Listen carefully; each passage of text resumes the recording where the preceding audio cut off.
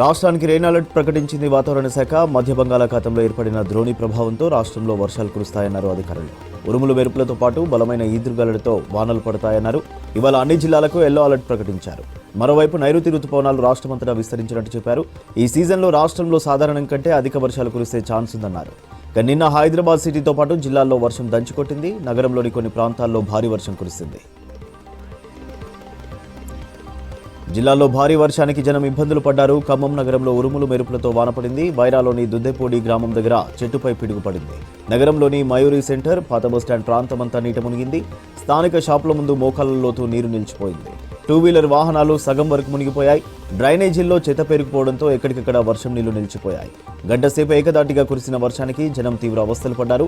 మెదక్ జిల్లా శివంపల్లి మండలంలో గాలి దుమారం బీభత్సం సృష్టించింది. లింగోజిగూడ గ్రామంలో ఉరుములు మెరుపులతో రాళ్ల వర్షం కురిసింది.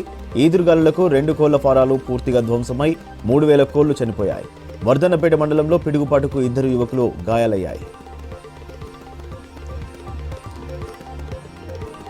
భద్రాద్రి కొత్తగూడెం జిల్లాలోని సీతమ్మ సాగర్ ప్రాజెక్టుని డిప్యూటీ సీఎం బట్టి విక్రమార్క, మంత్రులు ఉత్తమ్, పొంగులేటి, తుమ్మల బృందం సందర్శించింది.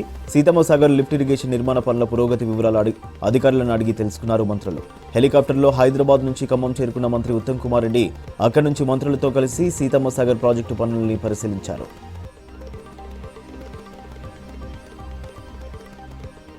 ఖమ్మం సీతారామ ప్రాజెక్టు దగ్గర ఆందోళన చేశారు. భూములు కోల్పోయిన రైతులు తమకు పరిహారం ఇవ్వకుండానే ప్రాజెక్టు పనులు చేపడుతున్నారంటూ నిరసన చేశారు. పరిహారం స్పష్టంగా చెప్పేంత వరకు పనులు చేయొద్దని మంత్రి తుమ్మల సమక్షంలో ఆందోళన చేశారు.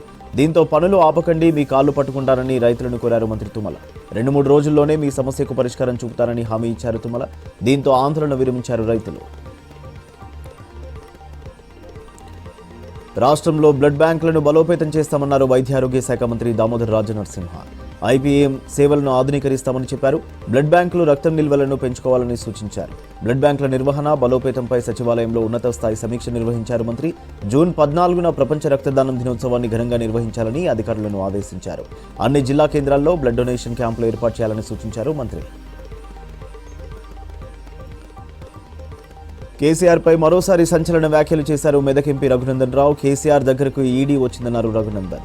దుబ్బాకలో దెబ్బకొట్టిన 6 అడుగుల హరీష్ రావును బీజేపీ కార్యకర్తలు ఓడించారన్నారు. కేసీఆర్, హరీష్ రావు, వెంకట్రామిరెడ్డికి మొసళ్ల పండుగ ముందుందని హెచ్చరించారు. పార్లమెంట్ ఎన్నికల్లో పైసలు, మందు ఓపెన్గా పంచిన వారు ఓడిపోయారన్నారు. వెంకట్రామిరెడ్డి 1000 కోట్లు పంచినా ప్రజలు లెక్క చేయలేదన్నారు రఘునందన్ రావు. వర్షాకాలంలో మెట్రో రైలు సేవలను నిరంతరాయంగా నడపడం, ప్రయాణికుల భద్రత ముఖ్యమన్నారు Hyderabad metro rail MD NVS Reddy. ఈ సీజన్లో సీనియర్ ఇంజనీర్లందరూ అప్రమత్తంగా ఉండాలన్నారు.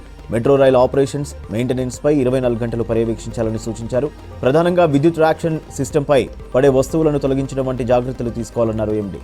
ఇక వర్షం కారణంగా ప్లాట్ఫారంలపై నీరు నిలిచిపోకుండా నిరోధించడానికి అదనపు హౌస్ కీపింగ్ సిబ్బందిని నియమించేలా చర్యలు తీసుకోవాలని అధికారులను ఆదేశించారు ఎండీ.